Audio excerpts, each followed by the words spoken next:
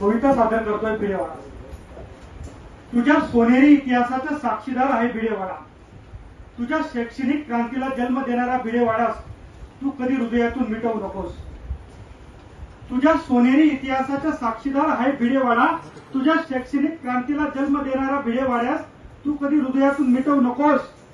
वाटलं तर तू मनगटापासून दगडूशेठला नमस्कार कर, पण तुला सन्मान मिळवून देणाऱ्या भिडेवाड्यास कधी पाठ दाखवू नकोस।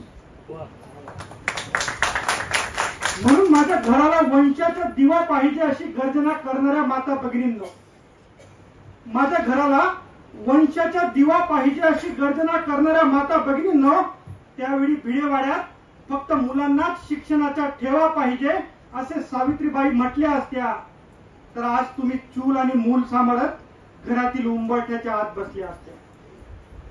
बायकोला पायातील चप्पल समजणाऱ्या विकृत मेंदूंनो,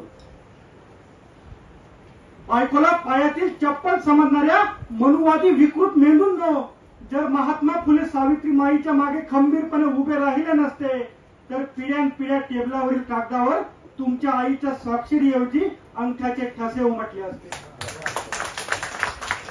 वयाच्या 18व्या वर्षी शिक्षणाचे दार बंद करून मुलींचे हात पिवळे करू पाहणाऱ्या बापांनो, वयाच्या 18व्या वर्षी शिक्षणाचे दार बंद करून मुलींचे हात पिवळे करू पाहणाऱ्या बापांनो, त्यावेळी विकृत वृत्तीला न भीता भिडेवाड्यात सावित्रीमाईंनी महिलांना शिक्षणाची वाट दाखवली नसती तर कुणी राष्ट्रपती, कुणी जिल्हाधिकारी, तर कुठे आकाशात उंच झेप घेत कित्येक बापाची छाती अभिमानाने वर्ष न वर्ष फुलली नसती।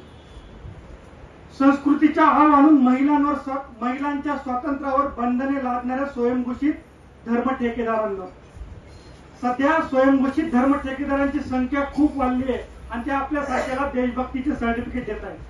त्यांना सांगावं असं वाटतं, संस्कृतीचा आव आणून महिलांच्या स्वातंत्र्यावर बंधने लादणाऱ्या स्वयंघोषित धर्म ठेकेदारांनो, त्यावेळेस स्त्री शिक्षणाची मशाल पेटवत मुलींची पहिली शाळा भिडेवाड्यात भरली नसती तर आज ना तुमची आई शिकली असती ना माझी आई शिकली असती, तर आज ना तुमची आई शिकली असती ना माझी आई शिकली असती।